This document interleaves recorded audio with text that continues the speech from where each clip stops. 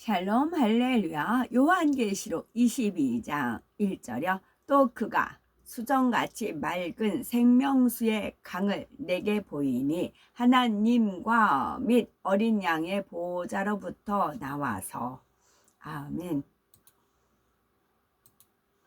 천국 10번째 정금길과 생명수 강입니다. 처소에 따라서 달라지는 천국의 재료들, 정금길과 꽃길과 보석길, 그리고 수정같이 맑은 생명수 강에 대해서 살펴보겠습니다. 천국은 모든 재료가 이 땅과는 달리 금, 은, 각종 보석들입니다.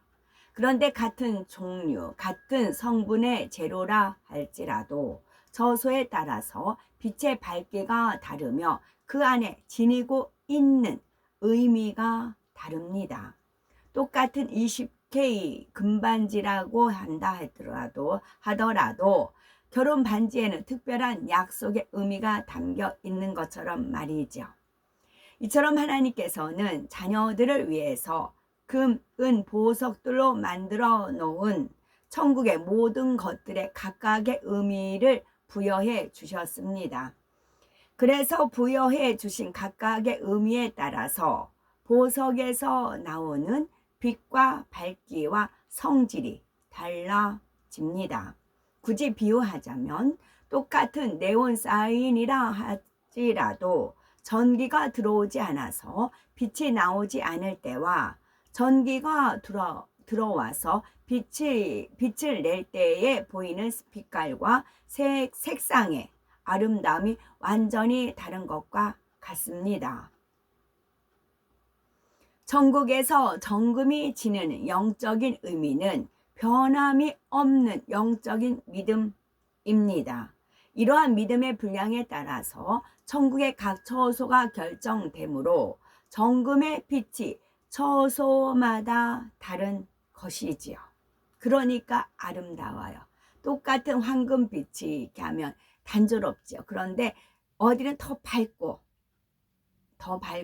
유리같이 밝고 어디는 좀 황금인데도 약간 누렇다는 표현은 그렇지만 그렇고 이렇게 차등이 있는 겁니다. 노란색이라도 우리 크레파스 보면 크레용 보면 연노랑 또 찐노랑 뭐 그렇게 노랑이라도 여러 개 단계를 별로 나와 있잖아요. 그와 같아요. 정금기라 할지라도 그 처소마다 틀리는 것입니다. 아파트도 우리가 똑같은 아파트라고 하지만 그 색깔이 또 틀리고 또 뭐 그 비슷하긴 하지만 나름대로 또 틀리잖아요. 그와 같이 구분이 돼 있어서 천국이 더 아름답습니다. 낙원은 겨우 구원받을 수 있는 믿음의 분량을 지닌 영혼들이 들어가는 곳입니다.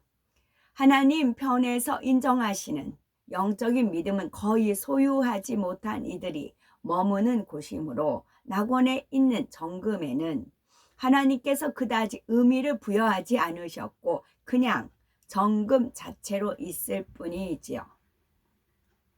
반면에 1천층, 2천층, 3천층으로 갈수록 하나님께서 인정하시는 믿음의 분량에 가까우게 이른 영혼들이 들어가기 때문에 그 처소들에 사용된 정금에도 더 값진 의미가 부여가 되고 그것은 빛의 밝기로 나타납니다.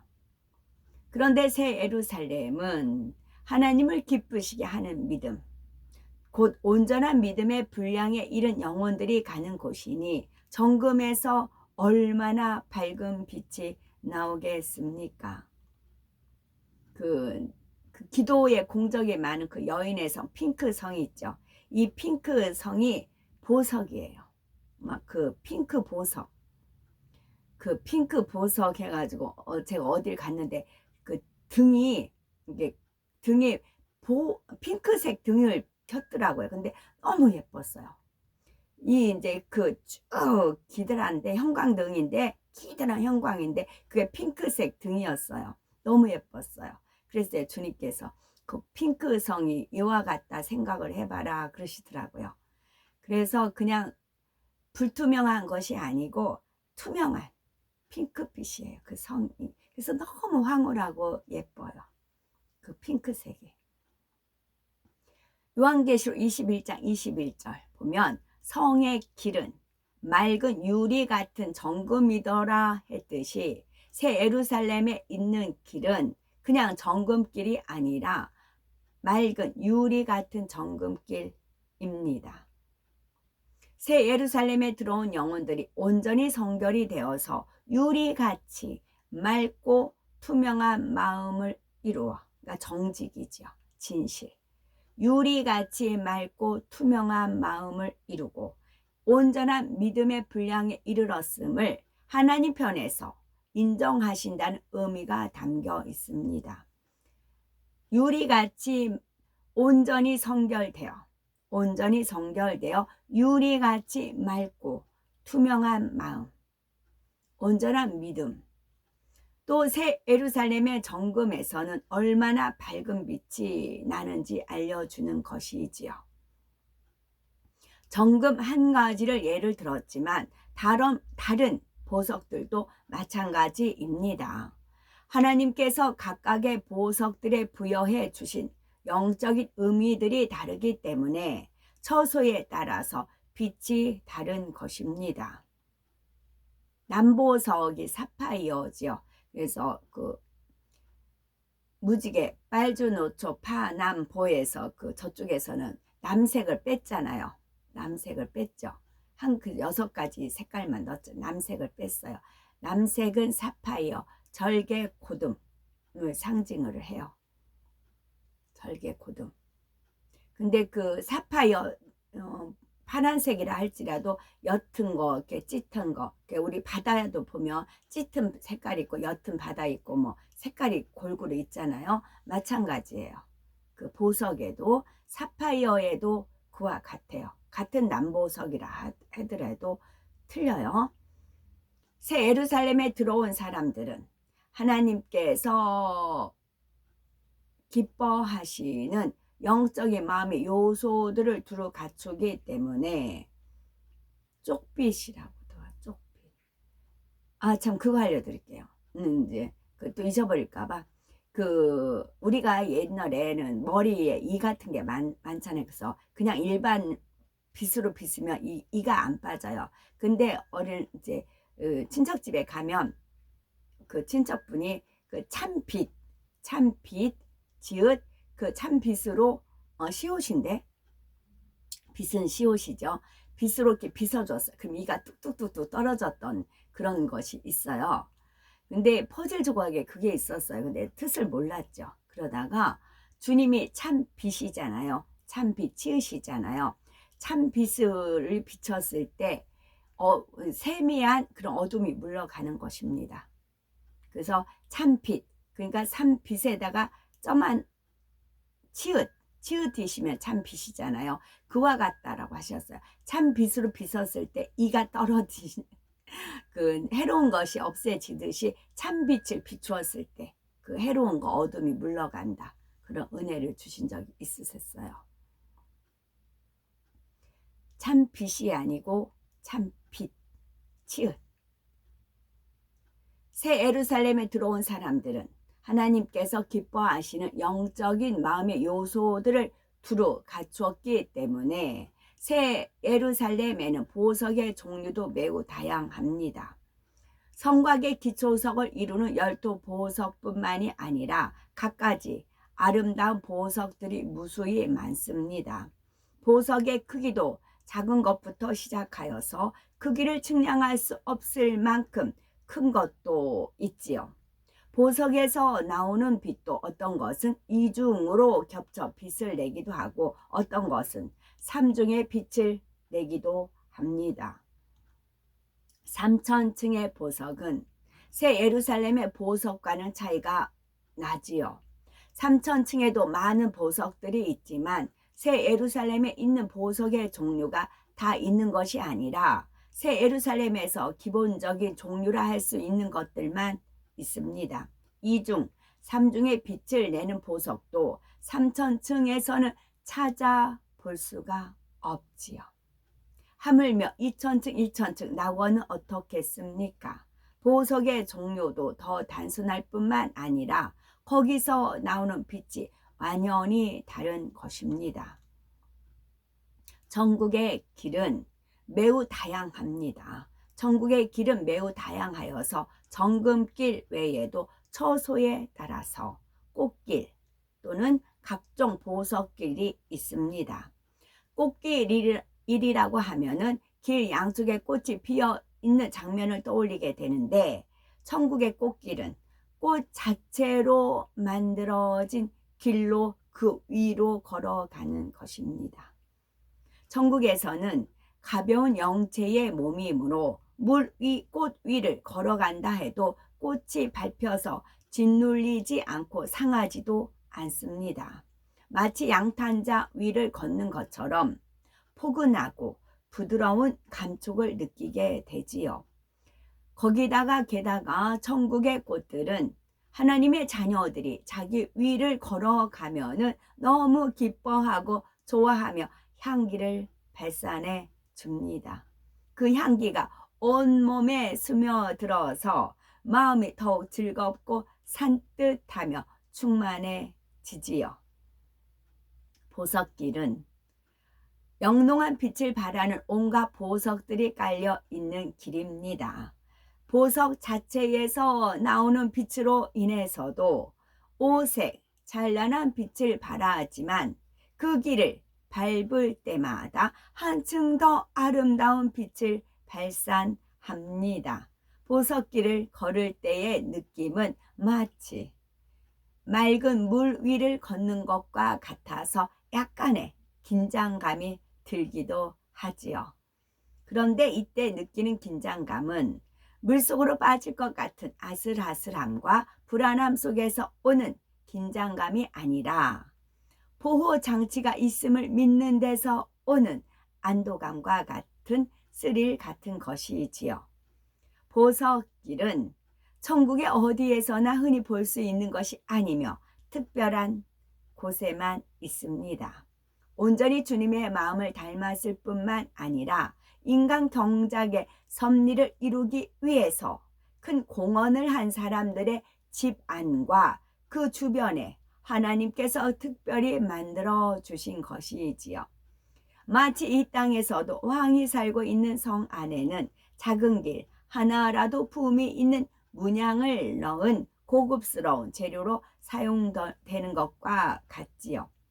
천국의 길 한 가지만 해도 이러한데 다른 모든 것들은 얼마나 더 아름답겠습니까? 보석길과 꽃길 외에도 상상할 수 없는 많은 것들이 하나님의 지혜 가운데 준비되어 있습니다. 제가 지금 읽어드린 이 내용은 어제 그 핑크성 있죠. 그 성 안에 다 있어요. 그 성 안에 다 있고, 그 성은 베르사유의 궁전이가 같다고 했거든요. 베르사유 궁전 이렇게 그쪽에 보면 끼다랗게 되어 있더라고요.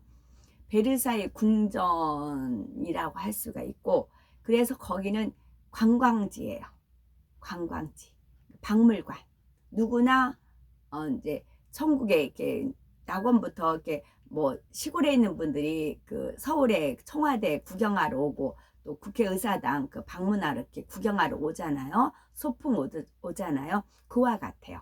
그래서 그 핑크성은 관광지예요. 박물관. 오픈되어 있는. 그래서 이 지금 다 시험 그러니까 체험할 수가 있어요. 보석길도 체험할 수가 있고 꽃길도 체험할 수가 있고, 지금 읽어드린 내용 모든 것은 그 핑크성에 다 마련이 되어 있어요. 그래서 굉장히 끼다랗잖아요. 끼다랗죠. 그 관광객들이 오고 가면서 구경할 수 있게끔 그렇게 되어 있는 곳이에요. 그 핑크성은. 그 핑크성은 제가 하늘에 이렇게 찍는 거 있잖아요. 그게 동영상으로 나오고, 또 이제 만약에 해 주위에 그 빛도 있지만 그 빽빽한 구름들 있잖아요. 근데 분명히 구름들인데 거기서 천사들이 활동하는 거 있죠. 그게 동영상으로 재현이 되는 겁니다. 그리고 커다란 천사 날개 있는 거 한 번씩 찍죠. 그럼 분명히 딱 봤을 땐 구름이에요. 근데 갑자기 이게 이제 천사가 막 바뀌었어요. 그 천사가 거기서 뛰쳐나와요. 그 입체적으로 그렇게 되는 거죠. 그래서 뭐 아바타 그러죠. 그와 같은 현상이 일어나는 겁니다. 그러더니 돌더니 싹 들어갔어요. 근데 보니까 또 구름이에요. 그랬을 때 환호성, 그 감동, 감격, 감사, 그와 같은 성이 핑크 성이에요. 거기를 다 둘러보십니다. 누구나 다. 그러니 그 세월이 어떻겠어요. 순서대로 이제 주어지는 겁니다. 삼천층부터 쭉쭉쭉 낙원까지 가는 거지요. 생명수 강은 새 예루살렘에 있는 하나님과 및 어린 양의 보호자에서부터 시작이 됩니다. 새 예루살렘에서 3천층으로 그리고 2천층, 1천층 낙원까지 천국의 모든 저수를 돌아서 다시 새 예루살렘으로 계속 순환합니다. 마치 우리 몸의 심장에서 품어져 나간 혈액이 온몸의 혈관을 따라 산소를 공급해주고 다시 심장으로 돌아오는 것과 같은 이치이지요. 그러면 천국의 강을 왜 생명수 강이라고 하셨으며 천국을 두루 돌게 하셨을까요? 요한복음 4장 14절에 예수님께서 내가 주는 물을 먹는 자는 영원히 목마르지 아니하리니 나의 주는 물은 그 속에서 영생하도록 솟아나는 샘물이 되리라 하셨습니다. 여기서 예수님께서 주시는 물은 영적으로 하나님의 말씀을 상징하며 이 물은 영원한 생명을 주기에 영생수라 합니다. 모든 생명체는 물이 있어야 살 수 있듯이 천국에 들어온 모든 영혼들은 하나님께서 주신 생명을 얻어 구원받았다는 것을 나타내기 위해 하나님의 보호자로부터 발원된 천국의 강을 생명수 강이라 명명하신 것이지요. 그리고 생명수 강이 천국을 두루 돌아 흐르는 것은 천국에 있는 모든 영혼들을 하나님께서 통치하고 보존하시며 하루하루 은혜를 내리어 주어 더욱 충만하게 살도록 해 주신다는 의미가 담겨 있습니다. 생명수 강이 얼마나 맑고 깨끗한지 수정같이 맑다라고 표현을 하였는데 사실 사람의 언어로는 천국을 온전히 표현하기가 어렵습니다. 생명수 강은 물살이 세거나 흐름이 급하지 않으며 흐르는 듯 흐르지 않는 듯 잔잔하게 흐릅니다. 수정에 빛을 비추면 찬란한 빛이 반사되어 나오듯이 생명수 강물 위에 찬란한 빛이 눈부실 정도로 반짝거립니다. 바다나 호수가 햇볕에 반사되어 반짝이는 물결을 보아도 아름다운데 하물며 천국의 생명수 강은 어떻겠습니까? 천국에는 생명수 강 외에도 바다나 호수도 있으며 다양한 크기로 곳곳에 존재합니다. 생명수 강줄기를 따라가다 보면은 이 세상에서 크다고 하는 이과수 폭포나 빅토리아 폭포, 나이아가라 폭포보다 더 크고 멋진 폭포들도 있지요. 그러면 생명수 강의 물은 어떤 맛일까요?